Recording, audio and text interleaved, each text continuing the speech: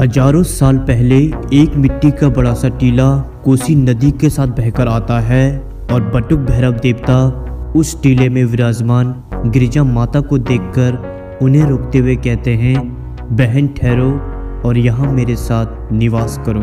हजारों साल पहले बटुक भैरव द्वारा रोका हुआ यह टीला आज भी ज्यों का त्यों ही बना हुआ है, जहाँ गिरिराज हिमालय की पुत्री गिरिजा देवी निवास करती है, जिन्हें हम माता पार्वती का एक दूसरा रूप कहते हैं। ये पहचान है गिरिजा देवी की, जिसने संपूर्ण उत्तराखंड में गिरिजा माता की भूमिका अदा करी, जहाँ इस आस्था और विश्वास के मंदिर ने कई भक्तजनों के कष्टों का निवारण किया।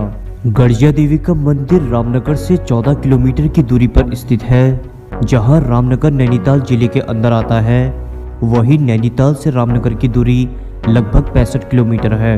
नवरात्रि, गंगा दशहरा, बसंत पंचमी और शिवरात्रि के समय गिरिजा माता के दर्शन करने हजारों भक्तों की भीड़ उमड़ जाती है। आखिर कोसी नदी में अचानक आए इस मिट्टी के टीले में गिरिजा माता की स्थापना कैसे हुई, जानेंगे इस एपिसोड में। लेकिन अगर आप नैनीताल मीडिया यूट्यूब चैनल पे पहली बार आए हैं तो चैनल को सब्सक्राइब करके बेल आइकन भी दबा दीजिए। इतिहासकार बताते हैं कि सन 1900 के समय गिरिजा देवी का अस्तित्व आज के समय जैसा नहीं था, बल्कि यह जगह एक वीरान घने जंगल की तरह थी, जहां शेर गश्त लगाए रहते थे। जब सन 1950 में श्री 108 महादेव गिरी बाबा यहां पहुंचे तो उनके शिष्य ने यहाँ एक झोपड़ी बनाई थी, जिसमें उनके शिष्य ने गिरिजा देवी माँ की उपासना की थी। महादेव गिरी बाबा एक नाग बाबा और एक तांत्रिक थे, जिन्हें कई सिद्धियां प्राप्त थी। यही नाग बाबा एक जमाने में जापान की फौज के भी सिपाही थे और इन्हीं सिपाही नाग बाबा ने राजस्थान से भैरव, गणेश और 3 महादेवियों की मूर्ति लाकर यहीं स्थापित किया। आपको जानकर हैरानी होगी, लेकिन जब नागा बाबा मूर्ति स्थापित कर रहे थे तो उसी समय एक शेर ने अत्यंत तेज गर्जना करी, जिस वजह से उन्होंने इसे एक संकेत मानकर इस देवी का नाम गिरिजा देवी रख दिया।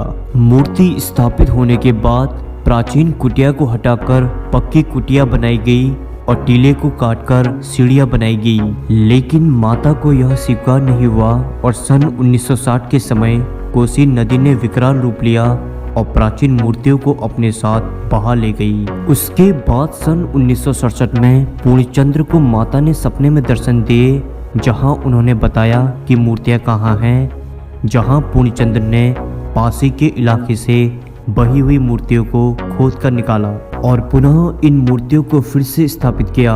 सन 1970 के समय गिरिजा मंदिर ने लगभग आज के जैसा रूप ले लिया था और सन 1977 में लोगों के द्वारा मंदिर जाने की कठिनाइयों को मद्देनजर रखते हुए गिरिजा पुल का भी निर्माण कराया गया। पुरातत्व विभाग के अनुसार माने तो यह मूर्तियां 800 से 900 साल पुरानी है। वहीं इस टीले की लंबाई लगभग 100 फुट है। गिरिजा देवी के टीले के नीचे अन्य मंदिर भी स्थित हैं, जिनमें भगवान शंकर की गुफा भी है, जिसके अंदर एक शिवलिंग भी बना हुआ है। इसके अलावा भैरव देवता मंदिर के साथ साथ अन्य देवियों के भी मंदिर हैं। माना जाता है भैरव देवता के दर्शन के बाद ही गिरिजा माता आशीर्वाद देती है, क्योंकि गिरिजा माता को बटुक भैरव देवता ने ही रोका था। कहा जाता है कि गिरिजा देवी मंदिर के दर्शन मात्र से ही युवक युवतियों के विवाह में आ रही बाधाएं समाप्त हो जाती है। युवक युवतियां मनचाहे जीवन साथी की प्राप्ति के लिए गिरिजा देवी आकर प्रसाद चढ़ाते हैं और मनोकामना पूरी होने के बाद पति पत्नी के जोड़े में आकर घंटी या छत्र चढ़ाते हैं। वहीं कार्तिक पूर्णिमा में गंगा स्नान करके लोग माता का स्मरण करते हैं। वहीं शिवरात्रि के समय यहाँ मंदिर कमेटी के द्वारा मेला लगाया जाता है। गिरिजा देवी मंदिर आप कहीं से भी आ सकते हैं। यहाँ आप बस या ट्रेन से रामनगर आ सकते हैं और रामनगर से प्राइवेट कैब या बस करके आप डायरेक्ट गिरिजा देवी मंदिर पहुँच सकते हैं। तो दोस्तों, आज के एपिसोड में बस इतना ही। मैं हूँ आपका दोस्त संदीप। फिर से मिलेंगे एक नई एपिसोड में। तब तक के लिए नमस्कार दोस्तों।